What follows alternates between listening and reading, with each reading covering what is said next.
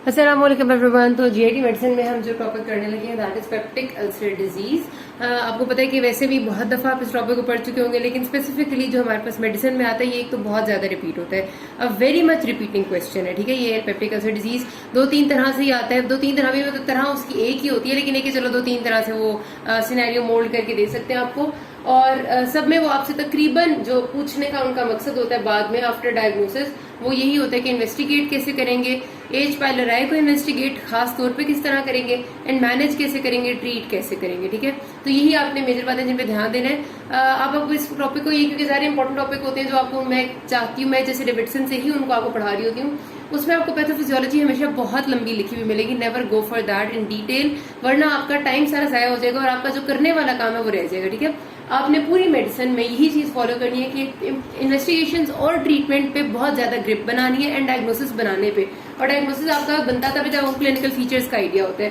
Pathophysiology का idea होना अच्छी बात है, एमसीक्यू आ सकते हैं, वाइवा में पूछ सकते हैं, लेकिन अगर मिस भी हो रही है आपकी, आपको थोड़ी भी आती है तो कोई हार्म नहीं करेगी आपको। ठीक है, तो पेप्टिक अल्सर डिजीज आपको पता है कि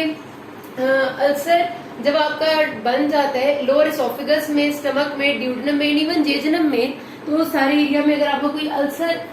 बन जाता है उनकी वॉल में, तो उसको पेप्टिक अल्सर डिजीज कहते हैं। नॉर्मली जो आपका अल्सर इसमें हमारे पास सबसे ज्यादा कॉमनली आ रहा होता है वो स्टमक या ड्यूडेनम में आ रहा होता है। ठीक है, ड्यू टू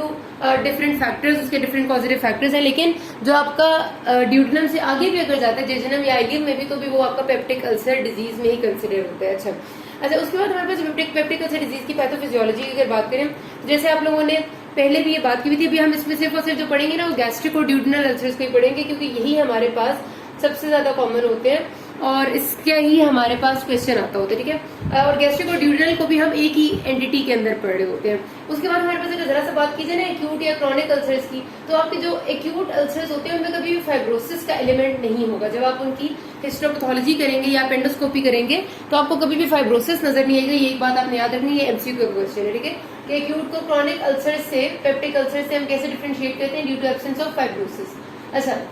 पैथोफिजियोलॉजी में कोई नई बात नहीं है। हम सबसे पहले और सबसे ज्यादा कहते हैं कि एच पाइलोराई जो हमारा हेलिकोबैक्टर पाइलोराई बैक्टीरिया है उसकी कॉलोनाइजेशन होती है स्टमक के अंदर, जिसकी वजह से ये अल्सर बनता है। अच्छा, जो एच पाइलोराई बैक्टीरिया है ये हमेशा आपका स्टमक में या गैस्ट्रिक म्यूकोजा में ही रहता है। ये बात आपने हमेशा याद रखनी है, चाहे आपका अल्सर ड्यूडेनम में बना हुआ है, एच पाइलोराई आपका कभी भी गैस्ट्रिक म्यूकोजा के बगैर नहीं रह सकता। ठीक है, अगर वो एच पाइलोराई स्टमक में रिजाइड कर रहे हैं, सपोज करते हैं, और स्टमक में इसने ऐसा मैकेनिज्म प्रोड्यूस किया हुआ है कि एसिड की प्रोडक्शन एक्सेस करवा रहे हैं, तो एक्सेसिव एसिड जब ड्यूडेनम में जाएगा तो बार बार ड्यूडेनम को इरिटेट करेगा और ड्यूडेनम की इरिटेशन की वजह से ड्यूडेनम में अल्सर बन सकता है। लेकिन ये नहीं हो सकता कि एच पाइलोराई खुद ब खुद इधर आ जाए ड्यूडेनम के अंदर। ठीक है, एच पाइलोराई ड्यूडेनम में आपको सिर्फ तब मिल सकता है जब ड्यूडेनम का अपना जो नॉर्मल लाइनिंग है, नॉर्मल लाइनिंग ऑफ ड्यूडेनम वो नहीं है जो स्टमक की है। तो अगर ऐसा हो कि ये जो ड्यूडेनम है इसका जो एपिथीलियम है वो मेटाप्लेजिया हो के स्टमक का एपिथीलियम बन जाए, इधर बन जाए, इधर बन जाए, तो उस गैस्ट्रिक मेटाप्लेजिया अगर हुआ, मेटाप्लेजिया का मतलब होता है एक एपिथीलियम दूसरे एपिथीलियम में चेंज हो जाए, तो उसमें आपका एच पाइलोराई आ सकता है। लेकिन अगर गैस्ट्रिक एपिथीलियम नहीं होगा या गैस्ट्रिक म्यूकोजा नहीं होगा तो आपका एच पाइलोराई नहीं आ सकता। अच्छा, एच पाइलोराई के बारे में बस इतनी सी बात आपने याद रखनी है, क्योंकि ये मोटाइल ऑर्गेनिज्म होता है, क्योंकि जाहिर है ये आपसे वाइवा में बहुत कॉमनली आज क्वेश्चन होता है, क्योंकि ये मोटाइल है, इसके पास फ्लैजेला होता है, ये आराम से मूव कर सकता है। मूव करके ये आपका, आपको पता है कि स्टमक की अंदर की लाइनिंग में सारी अल्लाह ताला ने एक हमें म्यूकोजा का बैरियर दिया हुआ इस तरह का कि आपकी एक बड़ी थिक सी लेयर होती है जो कि स्टमक की अपने म्यूकोजा को, अपनी वॉल को प्रोटेक्ट करती है। उसको हमारे पास, आपको याद होगा हमने पैथोलॉजी में भी, फिजियोलॉजी में पढ़ा था कि स्टमक के पास डिफरेंट डिफेंस मैकेनिज्म्स होते हैं, और डिफेंस मैकेनिज्म बेसिकली क्या कर रहे होते हैं कि स्टमक में जो बेतहाशा एसिडिक एनवायरनमेंट है उस एसिडिक एनवायरनमेंट से स्टमक को बचा के रखते हैं। जाहिर सी बात है स्टमक ने भी तो बच के रहना। उस डिफेंस मैकेनिज्म में एक तो ये होता है कि थिक म्यूकस की लेयर होती है, तो सारे स्टमक को कोट किए हुए होती है। ठीक है, म्यूकस की लेयर की वजह से एसिड अंदर नहीं जा पा रहा होता। दूसरी बात ये होती है कि आपके पास इधर आयन की ट्रांसपोर्ट का मैकेनिज्म स्टमक की वॉल में इस तरह से चल रहा होता है कि जो वॉल है उसके करीब करीब सारी इन्वायरमेंट बेसिक होती है। बेसिक इन्वायरमेंट का मतलब है कि वहां पर अल्कलाइन नेचर होती है सारी, और अल्कलाइन नेचर ही आपके एसिड से इसको प्रोटेक्टेड रखती है। हमारे पास एच पाइलोराई का फायदा ये कि इसके पास फ्लैजेला होता है और ये मूव करके चला जाता है स्टमक की बिल्कुल वॉल के करीब। ठीक है, अब सपोज करते हैं कि ये मेरे पास स्टमक की दीवार है, इसके करीब यहाँ पर आ गया, यहाँ पर आके ये मजीद अपने आप को प्रोटेक्ट करने के लिए, कि वैसे तो म्यूकस के अंदर जब ये आ जाते तो प्रोटेक्टेड ही हो जाते हैं, म्यूकस की लेयर होती है ना इधर, ये म्यूकस की लेयर के अंदर आके प्रोटेक्ट हो जाता है, लेकिन अगर वो मजीद प्रोटेक्ट करना चाहे तो इसके पास एक एंजाइम होता है यूरिएज, ठीक है, ये यूरिएज रिलीज करता है। यूरिएज एंजाइम का काम ये होता है कि ये यहाँ पर पड़े हुए यूरिया को कन्वर्ट कर देता है अमोनिया में, और ammonia is alkaline in nature. तो जैसे जैसे ये यूरिएज एंजाइम बनाता जाता है, इसके आसपास अमोनिया बनता जाता है, और इसके आसपास अमोनिया बनता जाएगा तो इसके आसपास अल्कलाइन एनवायरनमेंट आती जाएगी, तो नेचुरली ये एसिड से बचा रहता है, ठीक है। तो ये बात आपने याद रखनी, दिस इज इंपॉर्टेंट। उसके बाद इसके पास डिफरेंट तरह के मैकेनिज्म्स होते हैं। 2 जीन्स का नाम हाल याद रख लें, एक होता है कैग ए जीन, नाम सिर्फ याद रख लें, एक होता है वैक ए जीन, ठीक है। ये इसके 2 तरह के टॉक्सिन्स है, ये 2 तरह के मैकेनिज्म है जिनसे ये आपकी सेल्स में, स्टमक की वॉल में डैमेज कर सकता है, ठीक है। बस इतना याद रखेंगे, इससे ज्यादा याद रखने की बिल्कुल भी जरूरत नहीं है। क्या है और वैक इसलिए मैंने बताया क्योंकि ये एमसीक्यू में कभी आ जाए तो आपको याद हो कि हाँ भाई ये एच पाइलोराई से एसोसिएटेड, और एच पाइलोराई जिस जीन्स या जिन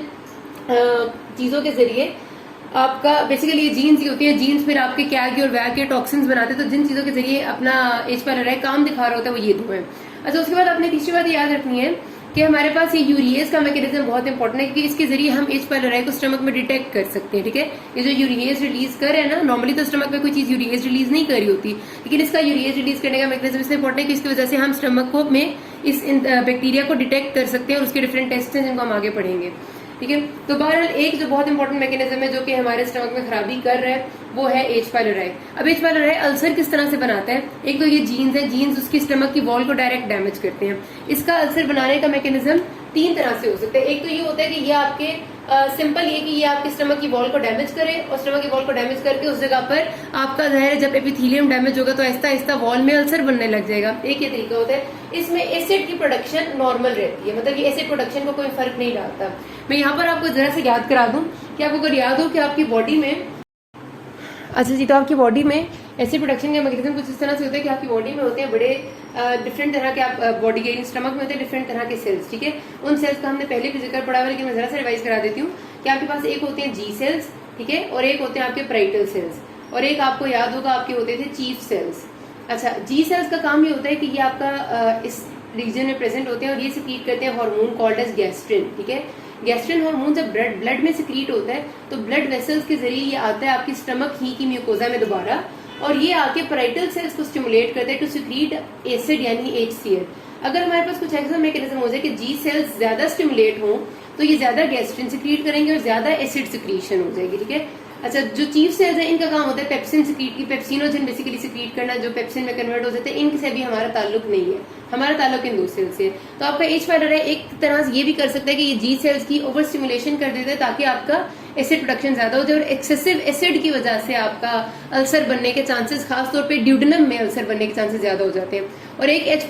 पाइलोराई ये भी कर सकते हैं कि आपके जी सेल्स वाली साइड की म्यूकोजा की एट्रोफी कर दे। जब उस म्यूकोजा की एट्रोफी हो जाएगी तो जी सेल्स आपका अपना काम नहीं करेंगे, यानी गैस्ट्रिन सिक्रीट नहीं करेंगे, गैस्ट्रिन नहीं बनेगा तो HCl सिक्रीट नहीं होगा, जिसके रिजल्ट में पेशेंट को हाइपोक्लोरहाइड्रिया हो जाएगा ना, यानी कि एसिड की प्रोडक्शन कम हो जाएगी। अब एसिड की प्रोडक्शन कम होना पेशेंट के लिए बेनिफिशियल नहीं होता, क्योंकि नॉर्मल अमाउंट में एसिड इसलिए जरूरी होता है कि फूड में जो बैक्टीरिया आ रहे हैं वो डिस्ट्रॉय हो जाए। जाहिर है हम खाना जो खाते हैं उसके साथ बैक्टीरिया आते हैं, उनकी डिस्ट्रक्शन के लिए नॉर्मल अमाउंट में एसिड जरूरी होता है। जब नॉर्मल अमाउंट में एसिड नहीं होगा तो आपका जो फूड के साथ बैक्टीरिया आ रहे हैं वो डिस्ट्रॉय नहीं होंगे और वो स्टमक पे ग्रो करेंगे, और वो बैक्टीरिया पे स्टमक पे अल्सर बना सकते हैं। तो ये 3 मैकेनिज्म आपने थोड़े थोड़े से याद रखने हैं। अच्छा, फिर एनसेड्स आपको होता है non steroid anti inflammatory drugs होती हैं आपकी। इनके भी ऐसा मैकेनिज्म होता है कि ये आके आपके स्टमक के जो डिफेंस मैकेनिज्म्स है, वही जो म्यूकोजा के डिफेंस मैकेनिज्म्स है उनको खराब करती है एनसेड्स, ठीक है। आपके बहुत ज्यादा सिनेरियो आते हैं कि patient presented to you with epigastric pain and on and off epigastric pain and vomiting, जिसमें उसने कुछ ब्लैकिश कलर्ड वॉमिटिंग थी या फिर थोड़ा बहुत ब्लड एंड वॉमिटिंग था, और he has a history of taking some medicine for chronic joint pain. Chronic joint pain के लिए पेशेंट एनसेड्स लेते हैं, या फिर वो आपको डायरेक्ट कहेंगे कि patient has a history of एनसेड intake, ठीक है। तो ये आपको डायरेक्ट भी बता देते हैं, कई बार कहते हैं कि उसको कोई जॉइंट डिसऑर्डर था या कोई मसला था जिसके लिए वो क्रॉनिकली मेडिसिन ले रहे हैं, और उसको बताने का मकसद ये होता है कि वो एनसेड भी और एनसेड इंड्यूस्ड अल्सर्स हो सकते हैं। और ये बात आपने क्लिनिकली भी याद रखनी है कि एक पेशेंट जो आपके पास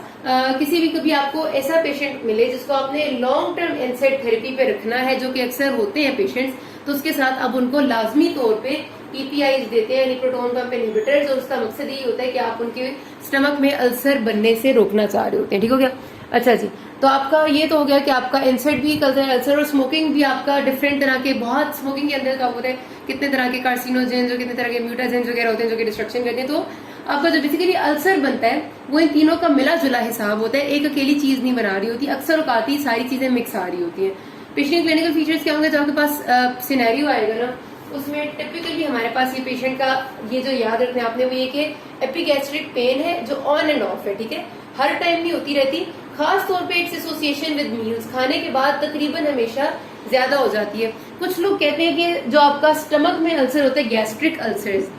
उसकी पेन आपका खाने के बाद ज्यादा होती है, लेकिन ड्यूडनल अल्सर्स की पेन खाने के बाद कम होती है, कुछ इस किस्म का हिसाब कहते होते हैं। लेकिन इसका ना बहुत कोई खास एसोसिएशन नहीं है, मतलब क्लिनिकली आपको जरूरी नहीं है ऐसा मिले कि आपका पेशेंट जो ड्यूडनल अल्सर का है वो हमेशा के कि मुझे खाने के बाद पेन ठीक हो जाती है मेरी, और गैस्ट्रिक अल्सर का पेशेंट जो है वो हमेशा के खाने के बाद ज्यादा हो जाती है ऐसे ही ऐसा, ठीक है, कि ड्यूडनल अल्सर वालों को कहा जाता है, मतलब एक किताबों में कुछ में लिखा हुआ है, सर्जरी की किताबों में लिखा हुआ है कि ड्यूडनल अल्सर की पेन कहते हैं कि रिलीफ हो जाती है आफ्टर टेकिंग फूड, ओके। और जो आपके उसकी वजह ये होती है कि आपका जब खाली मैदा खाली होगा तो जो थोड़ा बहुत एसिड यहाँ पर पड़ा हुआ है, हर टाइम खाली मैदे में भी थोड़ा बहुत एसिड होता है, वो आपका अल्सर को टच होता रहता है और उसकी वजह से आपका अल्सर में दर्द ज्यादा रहता है। जब आप खाना खाते हैं, खाना आएगा तो उसकी वजह से आपकी पेन थोड़ी सी बेहतर हो जाएगी क्योंकि अब खाना ने आके अल्सर ड्यूडनल अल्सर के साथ लग गया।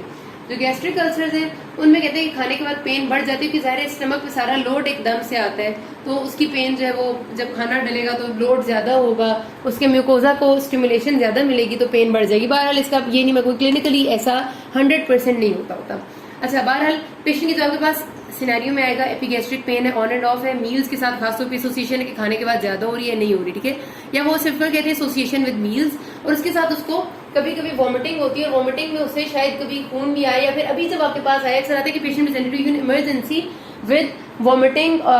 विद ब्लड या हेमेटेमेसिस। अब याद रखना उसमें दो बातें होती हैं,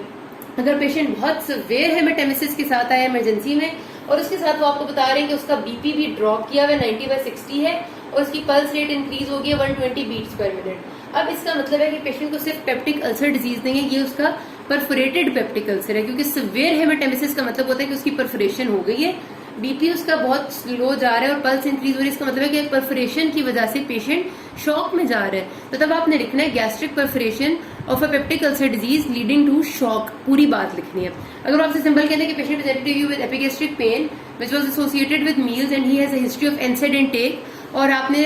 सिरोलॉजी एंडोस्कोपी की है तो आपको ड्यूडनल अल्सर नजर आया है, तो it is simply peptic ulcer disease, ठीक है। और यही आपके पास ज्यादा है, ज्यादातर आपको वो सिनेरियो में ही बता देते हैं कि पेशेंट को आपका एंडोस्कोपी पे एक अल्सर मिला है ड्यूडेनम में, ड्यूडेनम के इंटीरियर वॉल में ज्यादा कॉमन होता है, वो अक्सर आपको बता देते हैं, तो आपको अगली बात सोचने की जरूरत ही नहीं पड़ती, ठीक है जी। तो ये हो गया आपका यहाँ तक। इन्वेस्टिगेशन में आपको सिर्फ यही लिखना है कि आपकी एंडोस्कोपी जो है वो गोल्ड स्टैंडर्ड होती है एंडोस्कोपी के साथ, क्योंकि गैस्ट्रिक आपके स्टमक में मैलिग्नेंसीज बहुत कॉमन है, ड्यूडेनम में नहीं कॉमन लेकिन स्टमक में कॉमन है, तो अगर आपने एंडोस्कोपी की तो बेहतर होता है कि आप साथ बायोप्सी ले लें, क्योंकि बायोप्सी ले लेंगे तो उससे एक तो आपका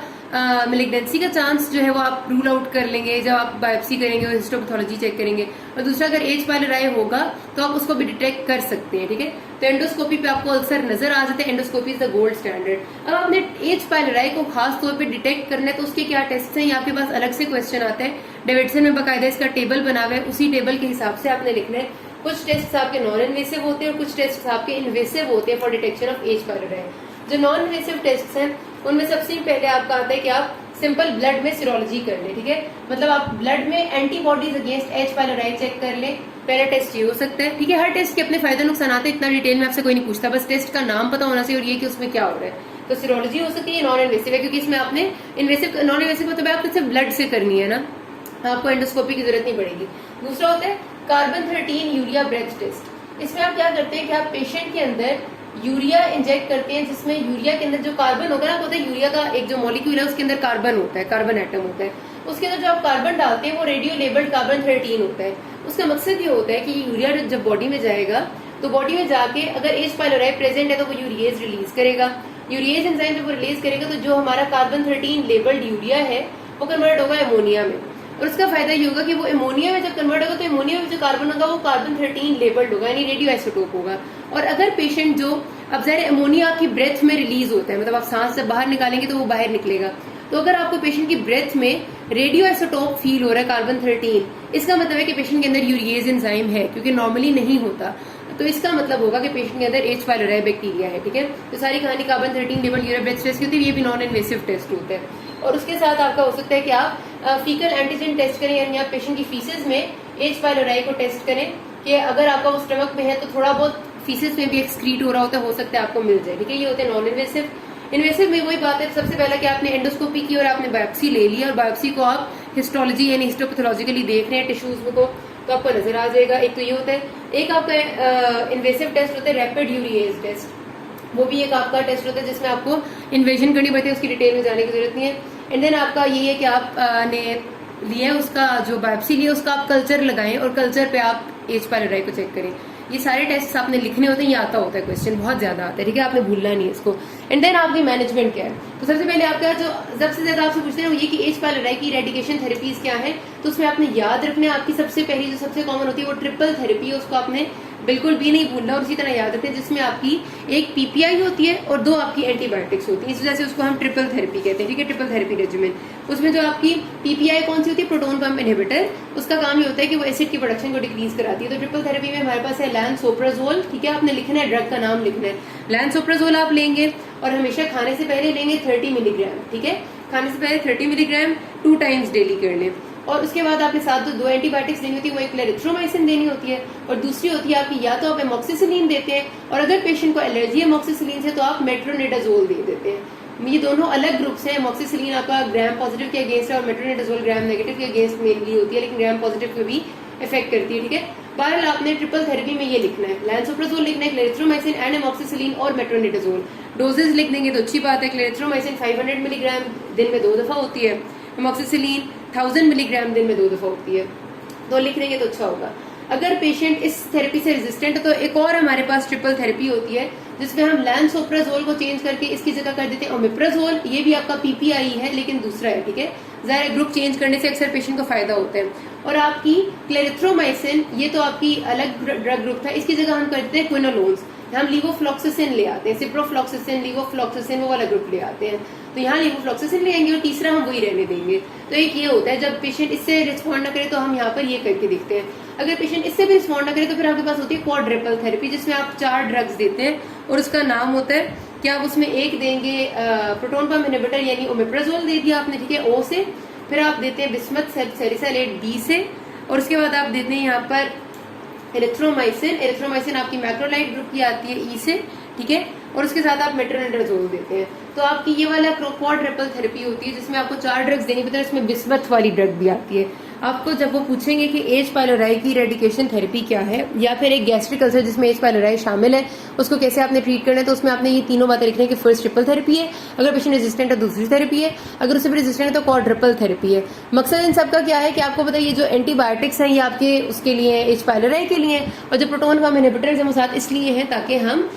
जो आपका एसिड की प्रोडक्शन वो डिक्रीज करें ताकि हीलिंग जल्दी हो सके। जनरल मेजर्स में ये आता है कि आपने पेशेंट को बताने कि स्मोकिंग नहीं करनी, स्पाइसी फूड्स नहीं खाने और लाइफस्टाइल अच्छा रखना है, डाइट अच्छी होनी चाहिए वगैरह वगैरह वगैरह, ऐसी बातें हैं। मेंटेनेंस ट्रीटमेंट अक्सर लोगों को जो है वो एच पायलोराई रेडिकेशन थेरेपी 2 हफ्तों के लिए कम से कम चाहिए होती है, ठीक है, 2 से 3 हफ्तों के लिए, और उसके बाद उनको मेंटेनेंस पीपीआई पे देते हैं, एंटीबायोटिक्स निकाल देते हैं, ठीक है। अगर पेशेंट ऐसा है जिसने एनसेड हमेशा लेनी है, ठीक है, वैसे तो हमारी कोशिश होती है कि पेशेंट को एनसेड थेरेपी पे लॉन्ग टर्म ना रखें, लेकिन अगर उसने एनसेड सारी जिंदगी लेनी है, उससे मसला ऐसा है, तो फिर आप उसको साथ पीपीआई भी एक लाजमी देंगे, लो डोज में देंगे, बल्कि लोएस्ट पॉसिबल डोज में देंगे, लेकिन देंगे, ठीक हो गया। मेंटेनेंस थेरेपी पे रखेंगे, और उसमें पीपीआई में ओमेप्राजोल इज गुड, आप रोजाना बीडी में अगर लो डोज में 20 मिलीग्राम दे रहे हैं तो इट्स वेरी मच फाइन, आपको कोई मसला नहीं होता, और हमेशा खाने से पहले देते हैं, ठीक है। तो आपने पेशेंट को मेंटेनेंस थेरेपी पे रखना है कि मेंटेनेंस ट्रीटमेंट में कभी भी आपका इरेडिकेशन ऑफ एच पायलोराई होने के बाद एंटीबायोटिक नहीं होनी चाहिए। सर्जिकल ट्रीटमेंट में तब जरूरत होती है जब कोई भी मेडिकल ट्रीटमेंट काम ना करी हो, तो फिर हम सर्जरी करके अल्सर वाले एरिया को ही रिमूव कर देते हैं, और उसकी सर्जिकल जो ऑप्शन थी वो आप लोगों ने हमने सर्जरी में पढ़ी है, जिसमें हम या तो कर सकते हैं कि पूरी गैस्ट्रेक्टमी कर सकते हैं, पार्शियल गैस्ट्रेक्टमी कर सकते हैं, पिलरॉथ 1 और 2 गैस्ट्रेक्टमीज थी, उसकी डिटेल सारी सर्जरी में यहाँ पर आपसे कोई भी नहीं पूछेगा, नाम हाली लिखने आने चाहिए, ठीक है। बाकी अगले पार्ट में कहते हैं किसी कोई मसला होगा ना उसमें। Thank you.